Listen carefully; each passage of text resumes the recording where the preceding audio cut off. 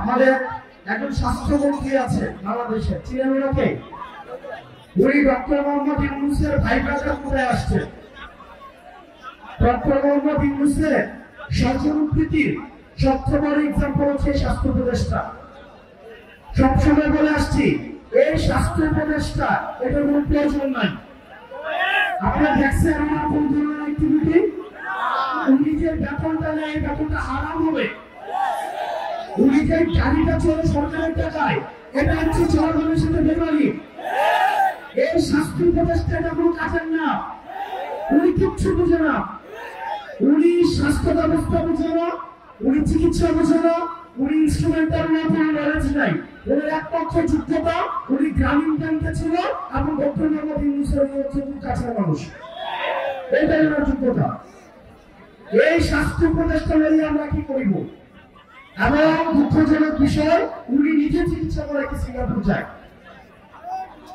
উনি চিকিৎসা করাইতে নিজে সিঙ্গাপুর যায়। এখন আমরা বলে তো হচ্ছে বিরাট ব্যাপার হয়, আমরা বললে রাগ হয়, রাগ। ওনাকে নিয়ে একটা কথা বলছিলাম, এরপর উনি আর আমাদের সাথে কোনো যোগাযোগ করে না।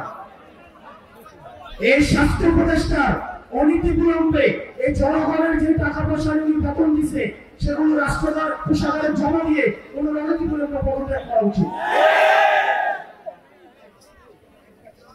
প্রিয় ছাত্রবাসী, আমরা এই ভূত্থানের পরে রাষ্ট্রটাকে ঢেলে সাজাতে চাইছিলাম, কিন্তু দুঃখজনক বিষয়, আমাদের স্বাস্থ্য ব্যবস্থা আগের মতো,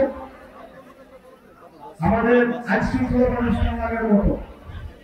আপনি দেখবেন আমাদের দেশের সিভিলিয়ানরা কখনো হিরো হয় না, যার কারণে আমাদের এই যে মাহিরিন ম্যাডাম, যিনি এই মাইলস্টোন কলেজের 20 জন শিক্ষার্থীকে নিজে উনি উদ্ধার করেছেন, পরবর্তীতে উনি নিজের জীবন চলে গিয়েছে, উনি নিজে নিহত হয়েছেন। আমরা মাহিরিন ম্যাডামকে আমরা রাষ্ট্রীয়ভাবে আমরা যথাযথ মর্যাদা দিতে পারি না, এটা আমাদের ব্যর্থতা। এই সরকারের কাছে অনেক প্রত্যাশা ছিল, প্রত্যাশার পাড়ায় বিল্ডিং বনছে। দিন শেষে আপনাদের কাছে আহ্বান জানাবো, দলমত নির্বিশেষে আমাদেরকে ফেসিবাদের বিপক্ষে আমাদেরকে অবস্থান নিতে হবে। আপনারা গতকাল দেখছেন লাশের উপর দিয়ে এই আওয়ামী ফেসিবাদ আবার তারা হচ্ছে রাজনীতি করার চেষ্টা করেছে।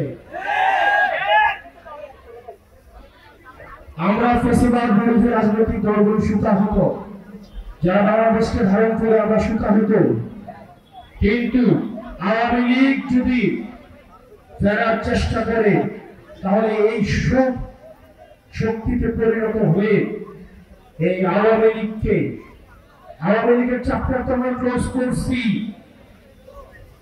ভবিষ্যতের উত্থানের যে কোনো সম্ভাবনাকে আমরা একদম নাই করে দিব। প্রিয় ছাত্রবাসী, আপনারা সজাগ থাকতে হবে, ফেসিবাদ বিরোধী রাজনৈতিক দলগুলোকে ঐক্যবদ্ধ থাকতে হবে। আমরা একসাথে একটা সুন্দর বাংলাদেশ বিনির্মাণ করবো, যে বাংলাদেশের রাস্তায় বেরোলে আপনাকে দুর্ঘটনার সম্ভাবনা থাকবে না, যে বাংলাদেশে আপনার সুচিকিৎসা নিশ্চয়তা থাকবে, যে বাংলাদেশে আপনার বাচ্চা স্কুলে পাঠাইলে বিল্ডিং ভেঙে পড়বে, আকাশ থেকে প্লেন ভেঙে পড়বে, এই ধরনের রাষ্ট্র ব্যবস্থা আমরা চাই না। এগুলো তদন্ত করা হলে হাসিনার আমলে কি পরিমাণ দুর্নীতি করা হয়েছে আমরা শুনছি। বিমান বাহিনীর সাবেক প্রধান নাকি 3000 কোটি টাকা দুর্নীতি করছে। এই বিমানগুলো কিন্তু হাসিনার আমলে কেনা। আমরা বিমান বাহিনীর যে ভাইরা রয়েছেন, আমরা আপনাদের নিরাপত্তাই চাই।